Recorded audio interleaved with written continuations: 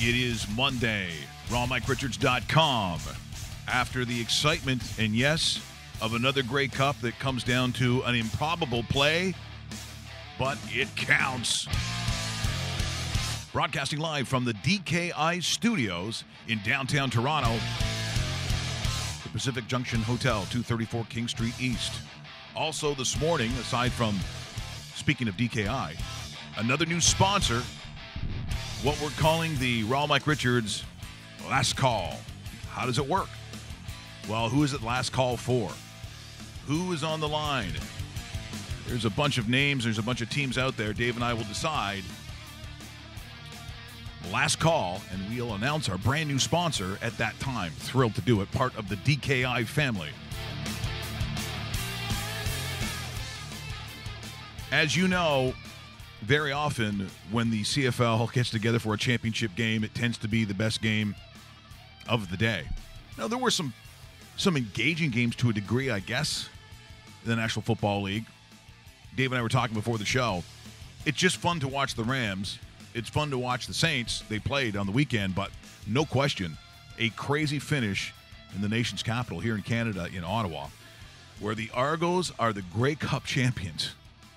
27-24 over I wouldn't say heavily favored. 7 points isn't necessarily heavy. But come on. I did not think I'd be talking this morning about another failure of the best team in the league to not win their own championship. That is now 2 years in a row. And for Dave Dickinson, what do you tell your team? Well, as he said shortly after, I don't know what to tell them. So, Dave, you take a look at that national championship. Again, it was another crazy one in the snow.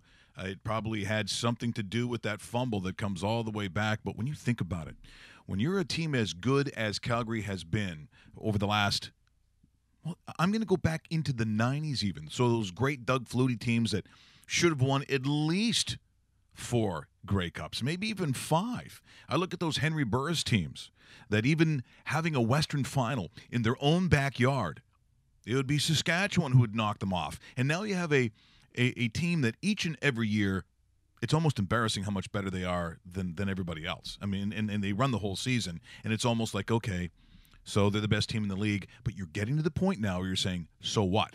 Because next year, the Calgary Stampeders, and look, I like Dave Dickinson. I think the world of that organization in Calgary. But, Dave, what do you do when, for whatever reason, teams that really aren't as good as you go home with the trophy and you go home with nothing? And it's happened back to back, and you almost look at it as, I look at the Calgary Stampeders, and I have for a while, as the New England Patriots version of a CFL team. They are, because they're the standard in which everyone else measures yourself, correct? They are, and they have an awesome general manager in John Huffnagel, an awesome head coach in Dave Dickinson. They have arguably the best quarterback in the league, and they're secure throughout, from ownership to a training staff. And the only difference is the Patriots close out these games. That's the difference. That's the difference. And the Calgary Stampeders, for some reason, lose to an inferior Ottawa Red Blacks team, lose to an inferior Toronto Argos team, and it's the old saying, doesn't matter what happens on paper, what you think is happening on paper. They play the game for a reason, and both those teams, both those Eastern teams, where a lot of people kind of had their nose up in the air about the Eastern Division, going, oh, they don't even deserve to be in a Grey Cup because a Western representative should probably be there and go head-to-head. Well, they're 2-0 in the last 2 years, and that's got to be disappointing if you're the Calgary Stampeders. And next season, the regular season isn't going to mean a lick to that organization or the fan base, because they're waiting to see what this team does in November. And November of 2018 couldn't come fast enough for the Calgary Stampeders. Yeah, and we're saying it yet again. And you talk about the fan base, Dave. You know what you see in cities that have won a lot, that there's an expectation that's so high that during regular season, so I go back to those Atlanta Braves teams that still obviously didn't win a World Series every year, but with that pitching staff, which for what, a decade, almost another good example, ridiculous. Yep. But then the fans would go, okay, well, let us know in September what you're going to do, because they wouldn't go to games. The Detroit Red Wings, in the height of how good they were, people just, now economically they got crushed too in Michigan, I understand that, but the first round, Yep. You could literally walk in, buy a ticket, and sit down and watch the game because people were disinterested until they either got to a conference final or a Stanley Cup final. They're not going. If you're the Calgary Stampeders as the ownership, you got to think, well, what are we going to do now? I mean, how do I convince you to come to the game and spend season tickets? And when you say, you let me know when you're interested in actually following through. And that's the difficulty. Now, let's not take away from really what Jim Popp did and Mark Trestman and that entire Argonauts organization to play in a city that at times, if they're drawing under 14,000 a game, it's tough to get media attention because this is such a lousy football city. It just is. The fans that follow them are fantastic. It's not that. It's just generally overall, man, oh man, I don't know what you do except go out and win the championship for yourself, which is exactly what they did. And in a way that, I think that when you prepare your team, you talk about making the advantage of situations as the bend not break, and that's what happened. So with the fumble, I mean, this is going to be talked about forever in the offseason in Calgary, but take a look at this play that is the game changer. It's a season changer, and I sat there with my jaw hitting the ground. And if you're a Stampeder fan, this is going to be like the worst thing that you've ever seen. With McDaniel on the move. 4 receivers to the near side. Fake to Messam. Look out. Jordan bounced off first contact. And then fumbles the football. Uh-oh. Cash's Bond's got it. Only Mitchell to stop him. And Cash's Bond racing down the field. Maybe one man left to catch him. But a convoy and a block. And it's an Argo touchdown. Oh, my God. He had a 115-yarder against Calgary earlier this year on an interception. This a fumble recovery and over 100 yards. Just incredible. And when you think that, they were going into probably, whether it was a field goal, they're up by 8 points, and then you're up by 11, Dave. Like this was just simply, I just have almost no words for how that happened. I'm still, even watching that highlight for probably a 10th time in the last 12 hours, how Calgary, like I know you're not anticipating a fumble, but you look at it and you go, oh, you know what, they down the ball or they lose their 2 downs and they kick the field goal and the game's over. Yeah, I mean, even I think Michael Clemens is going to come in if you want, because I couldn't. Well, he was probably excited as hell because I saw him all over Twitter because the Argos alumni sent a whole bunch of people to Ottawa and Doug Flutie was even there. But yeah, let's bring in Pinball Clemens, Pinner. Another victory for your alumni and that's number 2 in the last 5 years. A lot of people didn't see this happening. Yes. First of all, David, it's great to be on the show to see you once again and your little friend over there. You mean Russell? Yeah, he's so small. But here's the thing, and I'm so excited for the Toronto Argonauts and what they achieved, but I gotta tell you, I didn't quite see the end of the game, to be honest with you, because I was hammered. Oh, I was just loaded. I was taking shots of tequila and everything because I just love to drink. I really do. Yum, yum, yummy. Who were you hanging out with? Joe Barnes? No, actually it was myself and Cedric Minter. Oh, yeah. Yes. Yeah, absolutely. We were getting all liquored up, and then we went to what they call the script joint.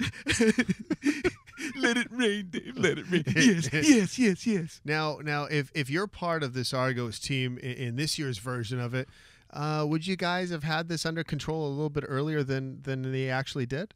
No, because I think when you look at it, Dave, the execution was probably there. I think they did everything right. But you know what I said to myself when I saw all the snow coming down? This must be the whitest Grey Cup I've ever seen. Yes. Because there's a lot of crackers who play in the league. There simply is. Well, you know what? It's always great seeing you. Did you see anybody else from the old days, the alumni? Maybe the Rocket was there, or like I mentioned, did you get a chance to see Doug Flutie? Yeah, I did see Doug actually, but I'm not a fan. Why not? No, he's a little small. I like them bigger. But you know what? I did see a couple of cheerleaders, and yum, yummy. I love Bummy. Thanks, Peter. Great talking to you. Yes, great to see you and your little friend. Yes.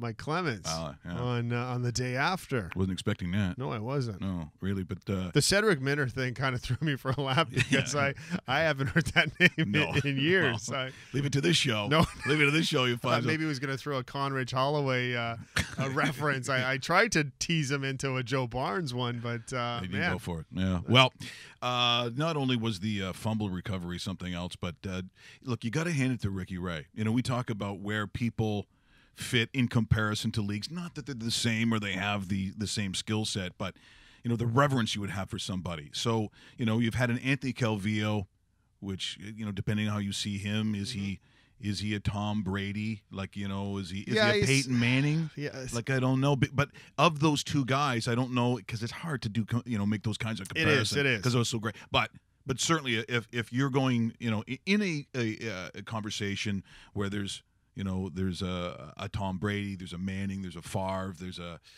Steve Young, there's a I guess Joe Montana. Joe Montana. Those are our two Vinny guys. Testaverde. Yeah. Okay, maybe maybe not. you do it that way. But honestly, he is that good. And Ricky Ray doing what he did yesterday, and I got to tell you, this is the easiest first ballot Hall of Famer. Yeah. Again, remarkable. And he was already a Hall of Famer. Yeah. Now he's just kind of climbed a little bit higher up the mountain with another Grey Cup ring. Sort of like how Peyton, to a degree, That's fair. did it. But you know what? Even Peyton, I would think, would talk about the defense he had that year, getting to that Super Bowl. But Ricky Ray, not to take away from that wonderful defense that Toronto does have, but Ricky Ray doing what Ricky Ray does. And in tandem, the Stamps really seem to be keying on Wilder. Ray to throw. He's going to go deep here. Downfield. He's got it. DeVere Posey in behind. Tommy Campbell. And a foot race down to the 5. Touchdown. What a game. 100 yards. Ricky Ray to DeVere Posey. Look at that. I wanted to see a snow angel. If you go 100 yards, I want to see snow angel in the end zone. And you do see it, right? You do see it. Wow. What a throw. Like, look at the conditions and people questioning, because last year he couldn't make this throw because of his injury. Drops it in the bucket to DeVere Posey. You see Tommy Campbell tried to play the football, cut underneath. Boy, you better get it. Wow. If you cut under a receiver with the speed of Posey. Once again, and also let's a shout out to TSN and what they do. What they do with CFL football, they when it comes to the TV side of what TSN does, they simply are, I think, still the best in the business. The camera angles, the way the guys that call the game are so fantastic. Caps off again to the job that they do for the Canadian Football League. It was a wonderful coverage yesterday. Yep, great coverage, great game, that puts a bow on a CFL season now it's over. Now you have to wait until basically May long weekend when the teams return and so forth. It kind of reminds me of one of my favorite all-time coaches in the CFL, and Bob Obilovich goes back into my childhood where when this team, whoever he was coaching at that time, would come in and join us. That was tremendous, and it's good to have him here with Ron Mike Richards, kind of recapping the Grey Cup. Obi, great to talk to you. You ended up watching the game yesterday from your home in Oakville, and you know what? Saw an ex-team that you used to coach win another championship. That must feel pretty good. Well, it does. Dave, excuse me, my voice is a little there. It's better. The whole thing is you practice, you prepare, but I always say to the athletes, no matter what we do schematically, you still got to make a big play. And, of course, that's what you saw. And it was the bend, don't break. But I got to tell you that Mark Trestman looks like a bit of a freak. Does he? Are you? Don't tell me he's not wearing mama's dress when he goes home. It's a little different. Would you have handled it a little bit differently in those kind of conditions? And what do you remember about snow conditions when you coached? He's the type of guy you'd go into a brothel and the girls would go, I don't care how much you pay me. I'm not going with Norman Bates over there. You freak. But about the snowy if you go to an orgy or something, all of a sudden you feel a finger and you're like, oh, my God. Oh, girls only, you. but the snowy conditions. I got a funny story about, you remember, sorry, my voice, there, it's better. Manuel Tolbert, Yes. he's playing for the Yes. Argos, and before he went to Calgary, and I said to him, because he was fooling around with I got a daughter, and she's really pretty, and the whole team knew it, and I had enough of it, so one practice, he came over, and he said, "What's wrong, coach?" I said, "Hey, E.T., go home." And that was it. I caught him. That is now before we say goodbye. Any Don Moan stories? Because I love hearing Don Moan stories. Donnie Moan played more games than Moses, but I got to tell you, he was really good when it came to the orgies too. But it was hands off, like don't touch me. A lot of, you know what? We're gonna have you on again and talk about some Argo orgies because that might be a segment on the show. Obi, great talking to you. Gondridge Holloway was good at that stuff too. Remember that stuff with Gail Smith and CFTO? That's true. That was true. a while ago, yes. Bob Obilovich, the former Argo great, Hall of Fame head coach across many CFL teams. Oh, he brought up the story about Gail Smith too, and the thing. I wasn't expecting that. If roast beef, if you can find a picture of Gail Smith, I was a fan too. All the women in Toronto hated this, really hated. They had this hate on for her, really, because she was so breathy and really attractive. It was before you got here. in Toronto. I don't remember a Gail. And so I got a chance to meet her. That's the picture right there. I met her on the air one time, and then met up with her at a party. And you got to show this picture, roast beef. I know this is terrible to say, but and she was very breathy. And wait till you see this, Dave. You're going to be okay. Gail, if you're watching, I'm ready now. Which she probably is. Wow, look at that. What do you think? She was an anchor at CFTO? Oh, yeah. Oh, I didn't know. Yeah, So, and the women because, very breathy when she read the news, and I was like, oh, boing. What do you think, roast beef? Just looking at Come on, looking at that picture. Put the picture back up there. We don't need to see the rust cam. We don't need to see that right now. It's too early. Gail Smith, Rusty Bear? Yeah, but just take a look at that. She has better hair than Rusty. Look at that. Now tell me, that's a pretty girl. Yeah. It is. Yeah. It is. Yeah. So if you met her for the first time, where would you take her? Just where would you go out? A&W? Yeah. Where do you think you'd go? Maybe Wendy's. Wendy's. Maybe okay. Wendy's. Okay. Yeah. For what do they have? Oh, what's a Dave Classic. For a Dave Classic. Is that what it's called? Dave's Classic or something? Something like that. I don't. Yeah. I see the commercials. Whatever. The weather guy was Dave Duvall. I think she's probably had a Dave Classic. Yeah. Oh no, not yeah. Besmirch Dave Duvall. Okay, that picture though. Oh my God, she autographed one for me, and my wife ripped it up. She ripped it up. Leave me alone. Why does she never let me have fun? You're watching rawmikerichards.com, or as many have you subscribed to the dedicated YouTube channel. So when you see the little banner right there, we appreciate it. Just click on it. If you're going to it, subscribe, then you don't miss the shows, and of course a lot of the promos that we put out there. So we'll cut maybe sometimes now 3-4 of them. So if you want to isolate certain moments in the show, you can see them certainly when you belong. And speaking of belonging, I also see people still need to subscribe to rawmikerichards.com, because I was talking to a good friend, Ted Nesbitt. Oh, yes. Ted the Viking, and he's got a bunch of giveaways from Blade Tape. So the cool stuff you see, obviously right here behind me, right there. Yes. He's got some stuff he's going to do before Christmas with some of the guys that he knows, with True Hockey and Blade Tape. So make sure you subscribe. It's the best way to win. Once again, go to the website, rawmikerichards.com. You'll see the button that says subscribe. Just do it. By the way, in about speaking of just doing, about 5 minutes or so, in what is a record, nor an event that I was overly familiar with, but I do know some guys who I think could get half of the event done, just not the other part. Has to do with drinking beer, chugging it. Okay, I know people do that, but then running a mile. Yeah, this guy is the Canadian track and field beer mile world record holder. Yes, Corey Belmore. That's just nuts. Yeah. So basically, what it is, and just to set it up for you, the contestants, and this event was held in San Francisco. He beat his previous record that he set in the UK by 2 seconds. You have to run 4 quarter-mile laps, and after each lap, down a beer. So, and the clock is running throughout. And if you vomit at any time, yeah, it's a foul. It's a penalty lap, which essentially means that you do not have an opportunity to set a record. So yeah, so he's a former U Windsor athlete. He's a Canadian track and field guy who's now moved on, but still obviously keeping himself in great shape because 4 minutes 33.6 seconds. See, that's ridiculous. Is what he ran while chugging the 4 beers as well in between. I mean, it's remarkable. So it's a mile or 1,500. Do we actually even know? We may not know. I don't know if it's the 1,500 the mile.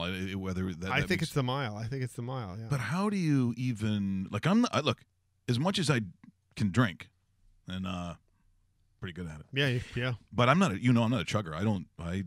No, you take your time like everybody else. Yeah, it's but do you know guys who just open it up and gunk? Well, you know what? I don't know many.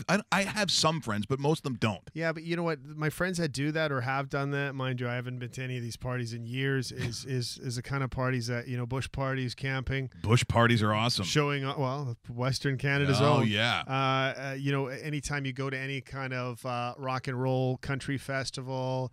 Boots and Hearts is huge now. Boots and Hearts is full on that. And you know what? You could probably see a chugging competition there if you wait around for 10 minutes. You'll see multiple ones. You'll see lots of things there, Dave. I was gonna say, but nonetheless, it's one of those things where if I have you over at my house on a weekend, chances are we're never, ever going to chug beer. Chugging beer. No, it's not, and it never was my thing ever. Because I might start off with some Guinness and stuff, or some beers, maybe some European beers, but after that, I'm going right to the hard liquor. There you go. Amen. That's why we get along. Yeah. So we'll talk to him in a couple of minutes. We'll also go over what we're going to call the Ron Mike Richards Last Call. Last Call. And it's going to be brought to you by our brand new sponsors, but I'm going to wait until that time. But last call meaning, who is it the last call for? Is it a team? Is it a coach? Is it a player? Who is on the line? And guess what? Each and every day, probably not going to be that hard to find one guy. Just to catch up a little bit, the Maple Leafs in the game against Washington. On Twitter, it's like almost this war of words with Ovechkin. You talk about polarizing guys. Do we feel that somehow, and some guy was losing his mind about Jim Hewson. Jim Hewson. But is Ovechkin liked or disliked?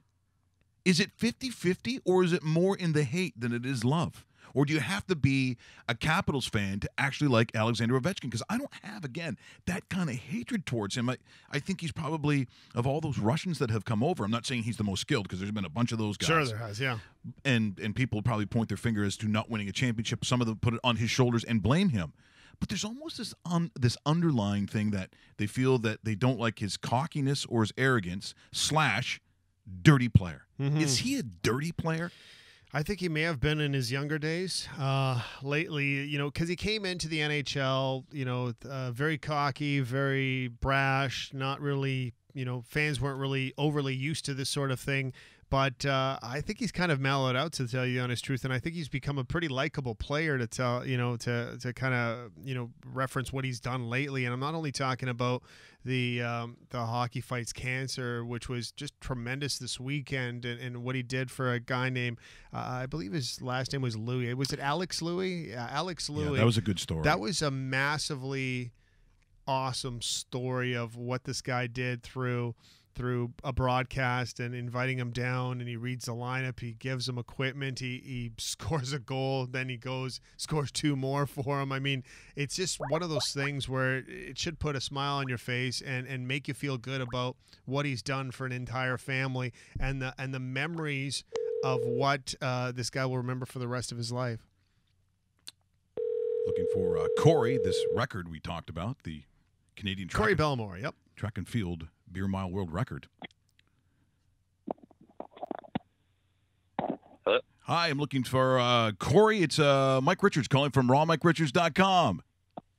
Yeah, this is Corey. How's it going? Corey, your record, by the way, thanks for joining us. We're also live on camera right now, so if you're going to drop bombs, but I think maybe a guy who can run a mile and chug beer doesn't care. Because I got to tell you, Corey, I've run a lot of track. My dad's a track coach, but never did I think a guy. Now, what is it? Now, first of all, is it a mile or is it the 1,500? It is a mile, so it's 1,609 meters.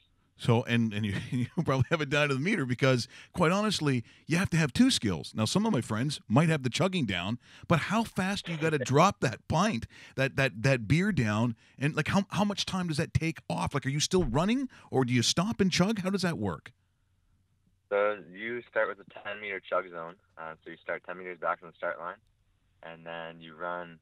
It's 390 meters, and then you have that 10-meter zone just to walk in and stand until you finish your alcohol. So you're trying to get those beers down in around 6 to 7 seconds, and then just trying to keep the laps fast in between. Unreal, Corey. We're on the line with Corey Belmore, by the way. He's a U of Windsor alumni, Canadian track and field guy. The number's amazing, and maybe you could take us through. You set the record in the UK, I guess, 2 years ago, and then you beat it in San Francisco. Can you tell us about the event itself and what kind of people actually come out and watch this? Because you see some of the pictures and some of the destinations that you've gone to run this. This is pretty competitive, isn't it? Oh yeah, it's definitely taken a whirlwind of attention lately, and even the competitions they're hosting now, it's been insane. Like going to England, it was honestly the most spontaneous trip of my life. Like did the beer mile the night before, posted a video, and then they flew me out the next day. So that was a spontaneous trip, and the people that come to watch these events are honestly just people that just like sports in general, like watching a competitive atmosphere in a race, and just like to have a good time too. Well, you'd have to think that you've got to be at least close to a national caliber guy in that event. I spent some time in Eugene, Oregon, which of course is very track centric, and where you'd have Pac-12 championships, and you watch these guys literally, just their quarter times are unbelievable. So collegiately when you were running with Windsor, what was your time in the 1500? My time in 1500 is 3:42. So 3:42. Yeah, not quite elite yet, but it's definitely getting there. Well, it's certainly. Now, are you still? You're not still in school? No, just graduated in June, so done school, but still training with the team and under the same coach as Melissa Bishop. So what? If we're talking national caliber to make the team. What do you have to run in the 1500 to make the national team these days? I've made like a few national teams, but I haven't made anything. Like I haven't made world championships or Olympics yet. So Olympic time would be 3:36. 3:36. So a couple seconds. Yeah, that's insane. Yeah, like that when you 3:36 is just unbelievably fast. But can they chug a beer and then do it? I say no. I mean, is there a country, Corey, that's better at it? I mean, you'd think a place like Ireland. I mean, Ireland should be in this. I met some pretty tough Russian guys. Who are the best ones to go against? And again, are they national caliber guys that you're running against? Surprisingly, it's the Canadians that are actually like the dominating the event, I guess. Everyone keeps asking like, why are Canadians so good? And I just think, it's an event we like to have fun. Like we're competitive people, and we don't take ourselves too seriously. So this event sort of, I guess, suits us in that sense. We're on the line with Corey Belmore. He's the world record holder in the beer mile. Corey, as a guy, and I've casually ran throughout my life, just not only for getting ready for other sports, but just keeping up physically and so forth. I was reading some of the rules, and it says must avoid vomiting. And hey, I agree. You definitely have to. But when you're running and you've just chugged a beer, and the reason I get into this is you run for a while, you want a little taste of water, and water sometimes sits funny in you depending on how much you've had or if you have it the wrong way. But to down an entire beer, what's going through your stomach while you've down, let's just say that third beer after the third lap, and you're going on that fourth lap. Does it feel differently? It's got to feel kind of strange, doesn't it? Yeah, you're running with a lot of fluid in your stomach to begin with. So that third beer, you're just sort of tingly. It's just uncomfortable. And the last thing you want to do is hold your breath and try and like chug a beer with all that carbonation. So it's a lot of different feelings at once. Are you belching when you're running? Like what's happening with you? What do you belch when you run? I would think the gas got to go somewhere. you're just trying to burp it out, to be honest. So like that first 100 meters of each lap, you're just trying to really get the burps out. But sometimes you have to be careful when you're burping because it makes you want to puke almost. Bingo. Exactly. Well, that's it. It's almost it's almost controlling those burps.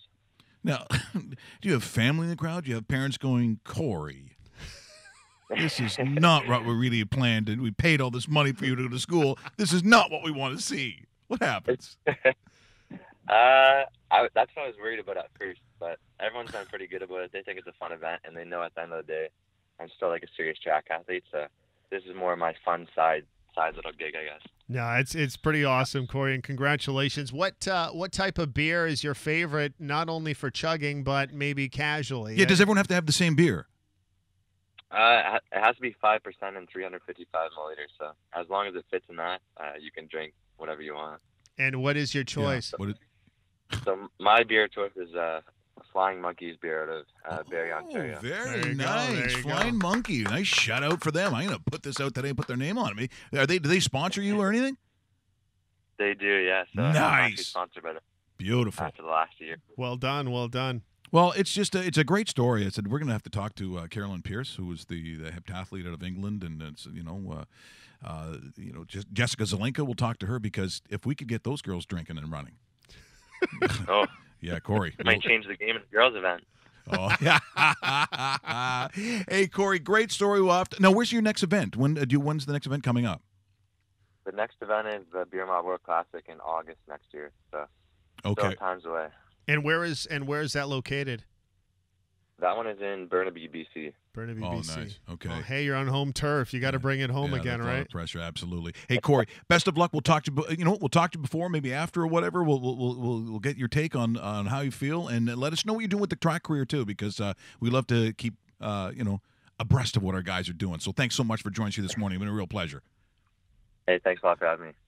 That is Corey Belmore once again out of Windsor, and a national caliber athlete who's doing this kind of for fun. 4 minutes, 33.6 seconds. And by the way, I know a lot of guys are going, I could do that. No, you can't. No, you couldn't. No, you can't. No, you can't. The beer drinking part is the part that goes, no way. No way. Like, even if you said, okay, in 4 minutes, just drink 4 beers. Yeah. Number one, I'm out. Yeah. I'm out. I mean, I know a lot of guys could. Look, I've seen a lot of guys. A lot of hockey players. A lot of hockey coaches I've seen are able to do these kind of tricks. But then to run a 4, what did he say it was? 4? I don't know. Well, his record is 4 minutes 33.6 seconds. 4:33, and that's a mile. Once he said, so it's longer than the 1500. That's why I want to know if he broke his previous mark that he set in the UK back in 2016, which was 4 minutes 35.35 seconds. So. It's pretty awesome. It is awesome. You're watching RawMikeRichards.com, broadcasting from the DKI studios here in downtown Toronto, 234 King Street East out of the Pacific Junction Hotel. Thanks for joining us this morning if you're watching live. And remember to download the podcast on iTunes, Google Play, TuneIn, whatever you've got. Make sure you get to it and subscribe when you can, because that's what helps us. And retweeting and sharing. A lot of people, they put like on everything that we do, like whether it's on Facebook, everyone likes it. I'm like, if you could just share and retweet, that would really help us out, because if you can do that, that will get the word out. Speaking of getting the word out this morning, the word out on some of these teams in the NFL, probably not good. I mean, the Cleveland Browns. Look, I get it if you're from Cleveland, but what reason do you have to seriously go to the football games where, Dave, year after year, you don't? The futility of, if it was like relegation, like they have in soccer overseas, you were relegated years ago. And to think that out of this, in the Johnny Manziel experiment, of the many experiments they've had at quarterback, it looks like almost 100%, granted that he's given some sort of okay, Johnny Manziel is going to be your quarterback for the Hamilton Tiger Cats next year. That's certainly the way it seems to be going. It is going to attract a lot of eyes. And, I think that's one of the reasons they're probably doing it. So you almost look at that and you go, okay, well, what has he done lately besides hanging out with Jimmy the Bag and in Costa Rica? In Costa Rica. So what a great move that is. Oof, yeah. Well, taking a look at yesterday, if we start going through some of the games, you had, the Falcons wipe up the Buccaneers easy cover, by the way. Some of those big numbers that people were afraid of, Bingo. don't be that afraid of them. Because guess what? They are that much better than the other teams. We'll get to Pittsburgh. They're the only ones pretty much didn't cover the big number. The Falcons do it.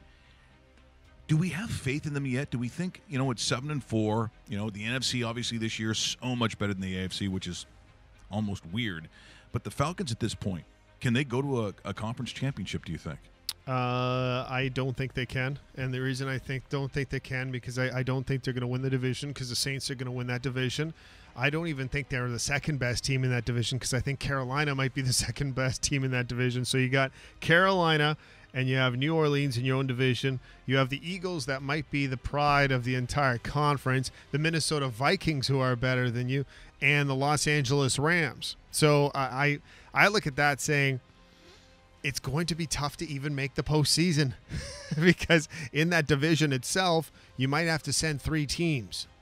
Is it doable? Absolutely it is, because you're looking at a Saints, Panthers, Falcons proposition. Those 2 last teams may be better than a lot of teams, but that's just the way the divisions break down. It's going to be interesting to see who actually qualifies between Seattle and the Los Angeles Rams, because one is in, and I don't think the other one makes it. Well, we just mentioned the awful AFC, and of course, when you're talking about that, you're also taking a look at we mentioned Cleveland, so you have Cincinnati. They're also they're finished. I just really look at some teams and wonder what direction. That's why we're going to get to a segment at the end of every day we're going to call Last Call.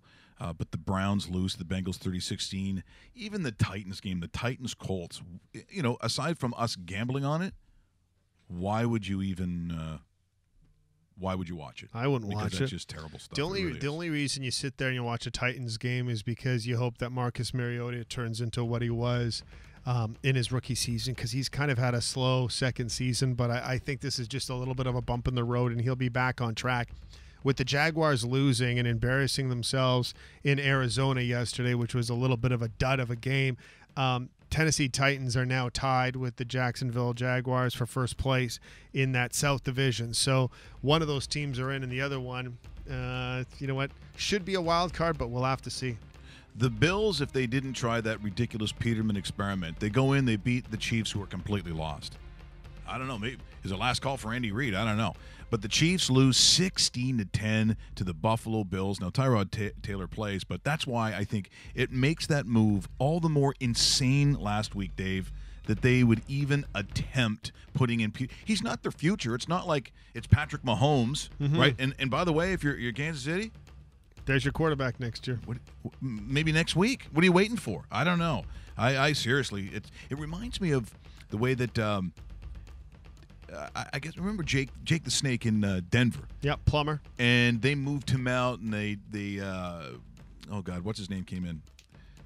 Why am I drawing a blank now? Now with doing a horrible job in Miami, came back out of Cutler. Jay Cutler. Okay. So they made that switch, and at some point, look, back in the day, it worked. When Eli Manning came in, like he had 2 weeks, and they said we're making the switch no matter what. Our future might as well start now. If you're Kansas City, you might have to think about that, and that's completely going to reflect, I think, on Andy Reid's job. But, again, they lose yesterday. And speaking of the Dolphins, they lose 35-17. The Patriots didn't even play that well, Dave. No, they didn't. But still 4 touchdown passes, I believe, for Tom Brady.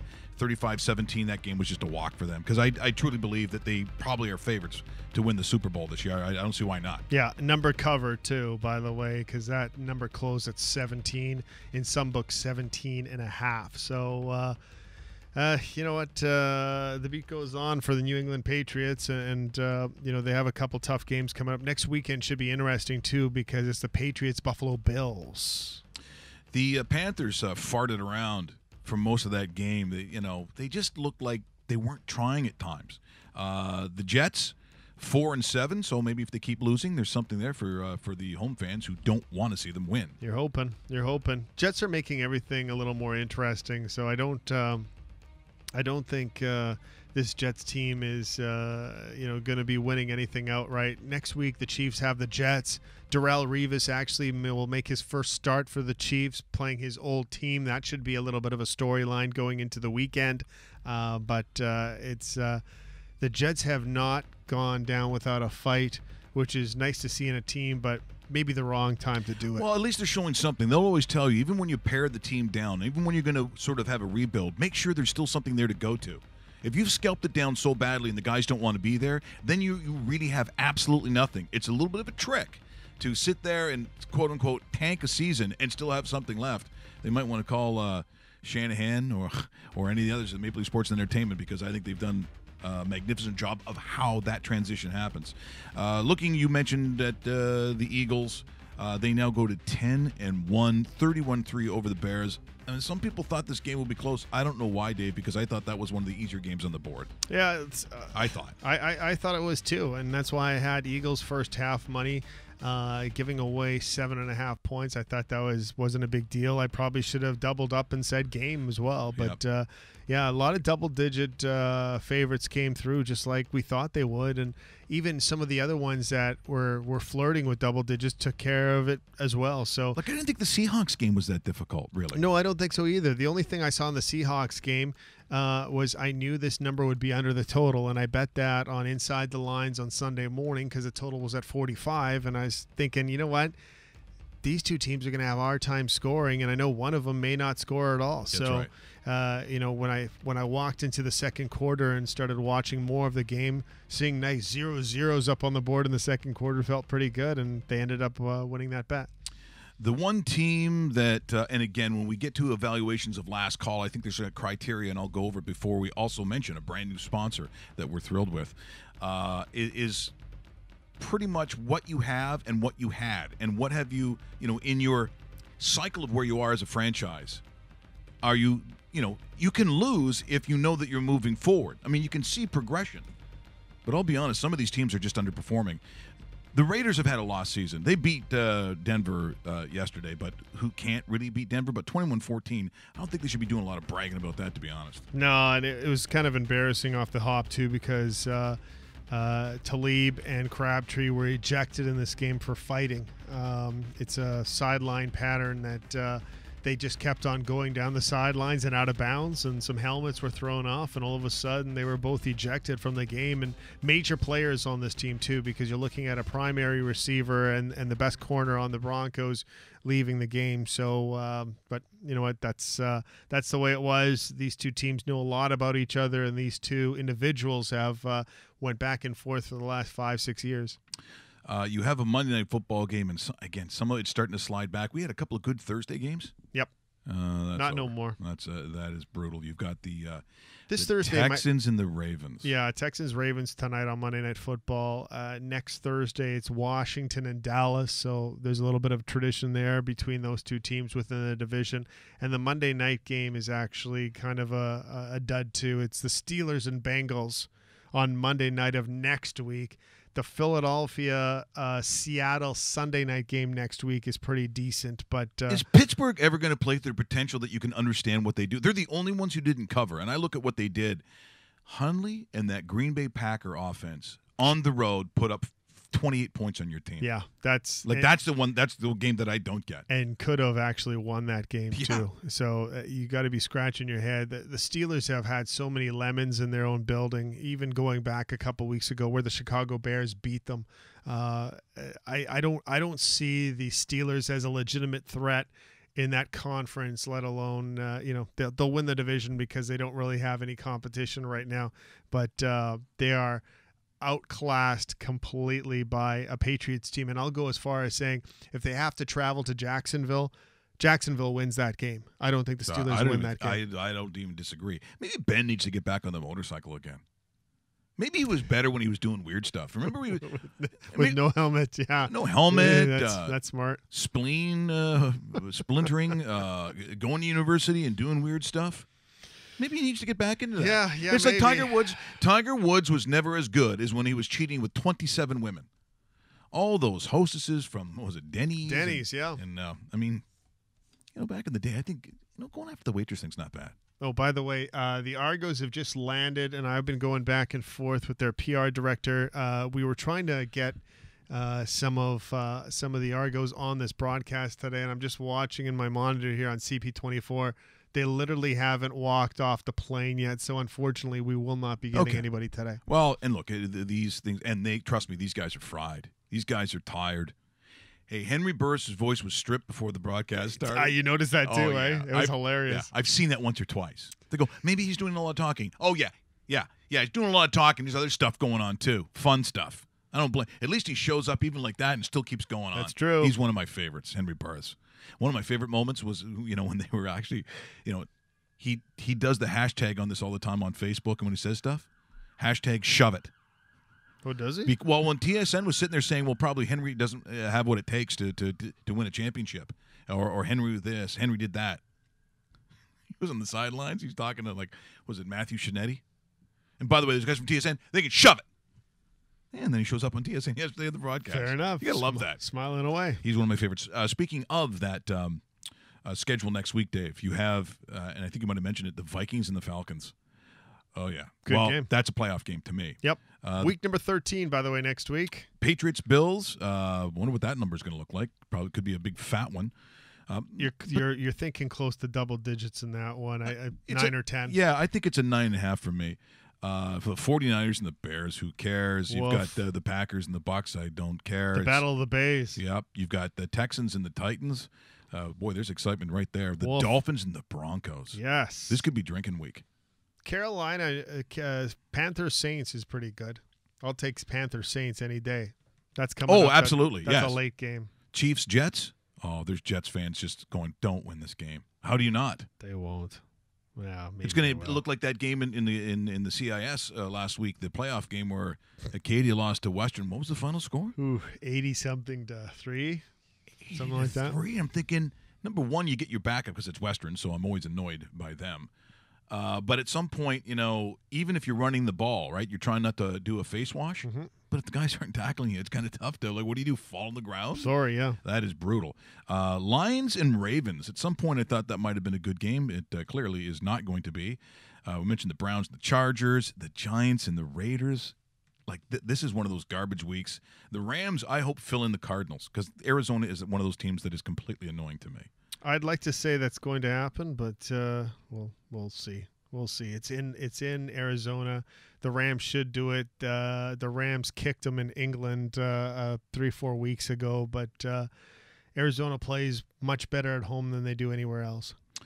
Okay, as the moment comes, no, you're not saying that. You're not tricking me there. We're really happy the way that things have responded for us here on the show. When we thought about putting this together, we realized there's a lot of things we had to do, and it doesn't happen unless you have good sponsors. And thanks to the DKI people and the DKI families, they really have come through for us. So I would like to mention at this time, we're going to have something called the Raw Mike Richards Last Call. It is going to be brought to you by Rocky Cross Construction North, also known as RCCN.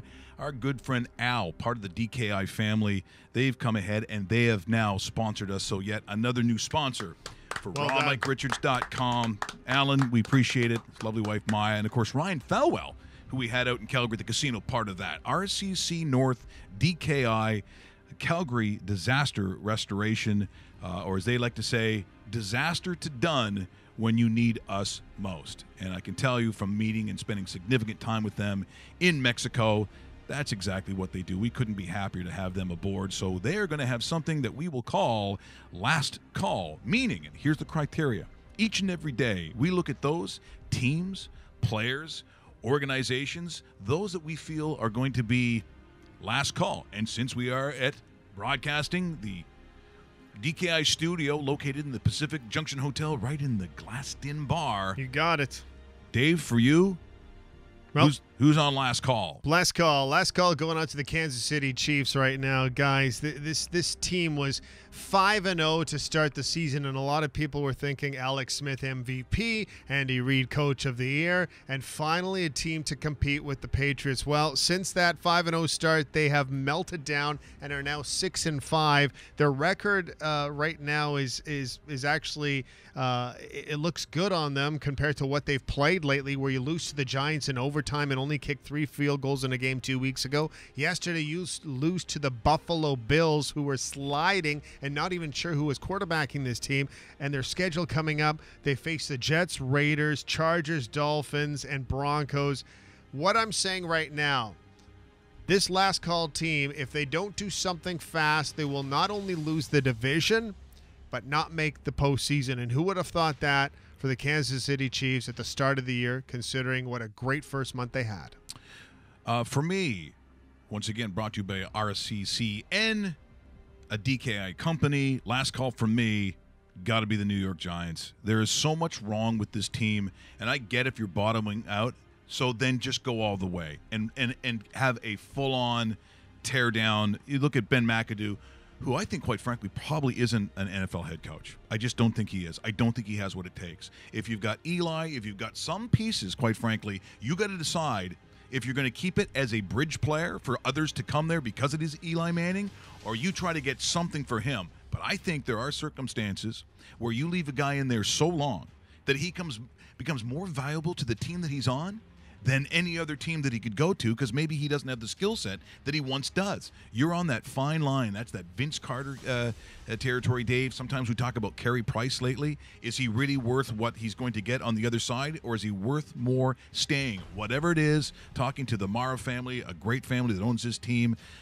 you have to make a decision, because it is last call on your team, because right now you're embarrassing yourself. Last call for me, New York Giants. Once again, brought to you by our good friends at Rocky Cross Construction. That, of course, also known our good friends at RCC North DKI. Thanks so much for being our brand new sponsors. Welcome aboard, gentlemen. Appreciate it. Anything else we want to touch on before we go? Once again, the Argos have just the Argos have landed. The champions have landed back in the city. No, you know what? What's the schedule for them, by the way? Are they at Nathan Phillips Square? I believe at lunchtime. Great question. I think they are. Yeah, I wouldn't be surprised. They're cutting it close though, because they're still at the airport right now. I'm just looking at some of the interviews in the background. City Hall, by the way, the rally is tomorrow on Tuesday. Okay, very good. And also, speaking of Tuesday, we will have Clark Judge join us to wrap up what was and what will be the end of Week 12 as Monday Night Football kicks off tonight in Baltimore. And also on Wednesday, we welcome back for the first time in a while, actually, the Toronto Rock cheerleaders. So Toronto Rock cheerleaders in studio on Wednesday. Look at Russell. And Russell has his autograph book out and everything. Sweatpant day. That's what he told me. Is that what he said? Sweatpants. Oh. He goes, because Mike, you know what happens with sweatpants? I don't. What? We just become best friends? Yep. Russell's like, well, I don't even know why I come in. I don't know why. You want to go do karate in the garage? Russell had a last call for somebody this morning at 9 o'clock, let me tell you. Ooh, was he heated? Heated. Don't get him. Don't get roast beef mad. Nope. Like to thank the unbelievable. It's Corey. Yeah, Corey Belmore, who can run like a 4.5-minute mile and chug a beer in between. He is the beer mile world record holder out of Windsor. And once again, like a bona fide national caliber track athlete. Thanks for joining us this morning. We appreciate it. Once again, congratulations to the Toronto Argonauts. You're Grey Cup champions tonight. Sure as hell didn't think I was saying that. But good on them. Keep the fight. And we will see you tomorrow. Remember, subscribe.